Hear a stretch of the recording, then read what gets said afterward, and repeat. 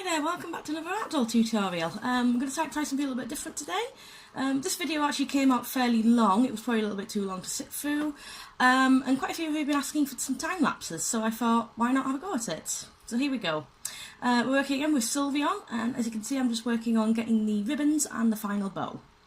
That's going to be a little bow on the head. So what I'm doing here, as you can see, I've got a little strip of felt and I've got my wire, which is the same wire I'm using in the same wire we used in the ears, if you saw the ear tutorial, and the armature. So it's just plain aluminium with copper coating. So what I do, this is kind of like the core. So the first thing I do is kind of twist it over with the pliers, as you can see, just make sure there's no end that pokes out. It's nice and rounded. And then I get my needle and thread and I just kind of sew it into the middle. Just big stitches, not particularly neat, but you get the idea. What this is kind of like a core for the ribbon. It just keeps the wire stable, so it's not flopping around in the middle or anything. And you can see I've done two of these, and they're kind of a little bit tapered on the near end. Because you can see if you look at the art of Sylveon, the ribbon does taper out a little bit towards the skull. So that's what we're doing for that. So that's our core. I'm trying to get a little bit of my favourite thing in the world. I love hot glue. It's brilliant stuff. So what I'm doing is I'm just adding this onto the ends, and that's just again to help a bit of security. It's to help keep the stitching in place so it doesn't come out. Next up we have the actual outer parts of the ribbon. These are minky, and as you can see they're all sewn up. These are actually hand sewn because it's a little bit easier, and it also keeps the seam sizes down. We don't want big bulky seams in the ribbon because we want it to be lay quite flat. So you can see the core will kind of go in the middle there, as I've just demonstrated. So getting out needle and thread again. And what I'm going to do is I'm actually going to hand sew these again because multiple reasons. One, it keeps the seam sizes down. It's easier to match up the edges on the as you can see there's little fiddly bits at the end where there's the four colours. We want those seams to stay together, so I'm putting them right side together again. The other reason was just simply because I was feeling a bit too lazy to get the sewing machine out, so I went and hand sewed it. I'm quite used to hand sewing anyway, it's very relaxing, so I do a lot of it anyway. But in this case, it was just it just had a lot of benefits because it kept the seam size down. As you can see, I'm moving towards the little stripes on the end of the ribbon. And obviously you don't want the you don't want those stripes to get kind of out of sequence and not overlap right. So when you're hand sewing, you've got a lot more control over what you're doing. But that's just me. You might find that a machine is easier for you. It really depends on what you want to do. I've done that. I've only done one edge, and you can see I've kind of done that. I've done the end bit where it zigzags as well. So if I'm going to turn that right side out now, as you can see. So little points at the end of the ribbon. And then when that's right side out, what I want to do is get my core again. And what I'm going to do is I'm going to attach the core into the middle with again some hot glue. So what I'm doing here is I'm putting the glue very close to the seam, so that the core is firmly wedged in there. You can see this is part of the reason why I wanted a very small seam. And go through again. It actually took me quite a while to work out how to do this. I've never actually done anything like this, and I find a lot of doll making, especially when you start a feature that you've never done before, just like Sylveon's ribbons. Very often you start doing things, and you kind of make it up as you go along in a way. And I think that's very true of a lot of art. I don't think there's an artist out there who will have all the answers as to how to do every single thing, even somebody who's been doing their art for years and years and years. So again, I'm kind of gluing it all up. I'm putting quite a lot of glue on there, and that's the reason is because I want it to I want the skin of the ribbon as such to lie flat. I don't want it to buckle up. The first time I tried it, I didn't use a lot of glue and it buckled, and I had to redo it. So that's how I do it. So now I'm folding it over, and again I'm putting it quite close to the edge, and I'm giving it a nice tight, crisp fold, and that's where your smaller seam really comes in. So again, lots of hot glue. It's very similar to the ear construction, apart from the core. What I'm not going to do is glue all the way right up to the edge because I'm going to be doing some sewing, and you just don't want to be putting your needle through hot glue at all. Very difficult to work out. You should save yourself that trouble. But for the middle bit, all that glue is going to help it lie flat. There's going to be no bubbles in the fabric, no bits where it buckles up when you bend it. You get nice kind of rigid. Well, it doesn't want to be totally rigid because it's ribbon, but yeah. So as you can see, the core was a little bit too big for it, so I'm going to trim it down now. That happens. It's probably because I was basing it on the pattern for the chest ribbons, which are a little bit longer. So I have to do a little trimming. That's fine. It's just felt, so you can just trim it out. As you can see, the end bit was a little bit tricky because that was one of the bits that I'd hot glued down, so I had to kind of peel it away. One of the nice things about hot glue is if you do need to get rid of it, it will peel off pretty well. So I managed to get that there. So there's one ribbon. Now we want to sew up that edge, as you can see, so I'm going to get needle and thread out again.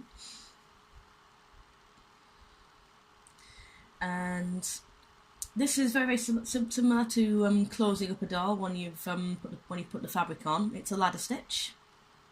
And ladder stitch kind of helps to hide the seams. It's not sticking out, not obvious. And this is why we didn't put too much glue too close to the edge. So as you can see, we just want to sew up that end, and that stitch will keep the seam nice and tight and nice and hidden. I'm just going up there. I'll put a little link in the description again how to do a ladder stitch. The stitch when I was doing the rest of it is a back stitch, by the way, which I'll also show you how to do. It's not particularly easy to see on the video, but they're both very, very easy stitches to do. Okay. A little bit later on, we have 2 ribbons, which we're working on here. And now we want to get those ribbons attached. So what we're going to do here is, if you saw the ear video, you might have noticed that there's wire in the ears, and they were when I was sculpting the head, because the head is polymer clay. I put in some little holes for the wires to go in, so they'll be nice and firm. And behind that one left here, where the ribbons go, I also put in a bigger hole, which is where the ribbons are going to be attached. So I'm putting a little hot glue to stabilise it, and then you push in that end wire that sticks out, and hot glue will keep it nice and firm. And to keep it more secure and also to hide the edges, we're going to sew it down. And this is exactly like the ribbon not the ribbon tutorial, sorry. This is the ribbon tutorial. This is exactly like the ear tutorial, so I would recommend watching it if you haven't already. You can find it elsewhere on the channel. I'll probably put a link to it if you want to see it. So you can see here I'm ladder stitching again, and again because ladder stitch is great for hiding seams. It's especially good with pile fabrics because that will also help to hide it. I did have a little bit of trouble. It actually snap on me there. You probably for this you probably want to be using some heavy duty thread. The regular thread will do fine. It's just you do the risk of snapping it. But the hot glue does most of the work in holding it down. This is mainly to just stabilise it and obviously give yourself nice seams. You can't kind of see where it joins on, and you can't see into the core or anything. So that's that there. So that's one ribbon done. I then moved on and did the second one. Next up will be the bow. So you can see I've already put the bow on the chest. This is the pattern for the bow.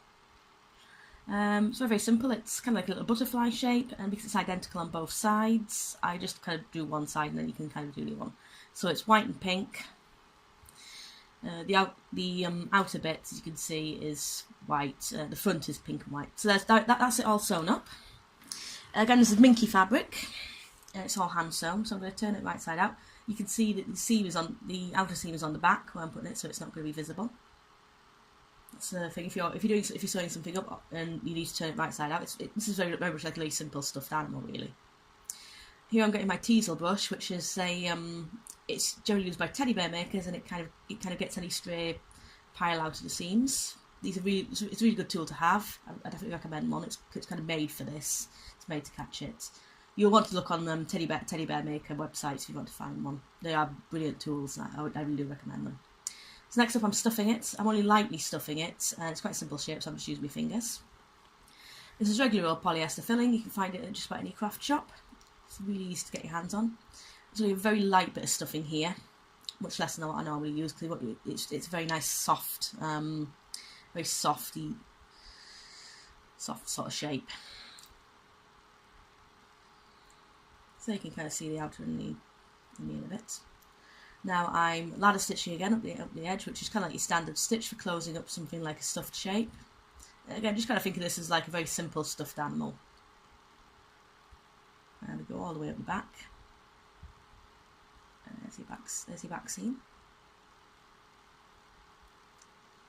Let's slip that off. So there's the bow.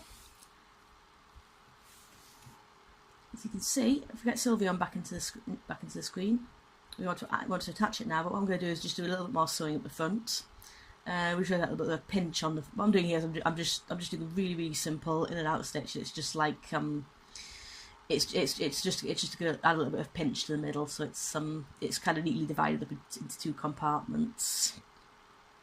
Okay, and now it's time to attach to the head. And again, it's just a really simple stitch. Started out by attaching it to the fur on the skull, and then we went up and sewed it up to the ear. As you can see, I'm just sewing it to the minky part of the ear, which is the front. It's not going all the way through, obviously, because you don't want to stitch on the back. But the front is all you need. And we're just going all the way up, and it's just a really simple little, I believe this is a whip stitch or something. It's literally just going in and out. So it's nothing special, but obviously you don't want to do a sloppy job. You want it to fit down nicely. So once that's all sewn up, there she is. She's all ready and off to go, ready to go to a new home, which is where she'll be going very soon. So thank you very much for watching. We'll just see the glamour shots in a little second. If there's any techniques you'd like me to demonstrate, please do let me know, and I'll do what I can. Thank you very much for watching, and goodbye.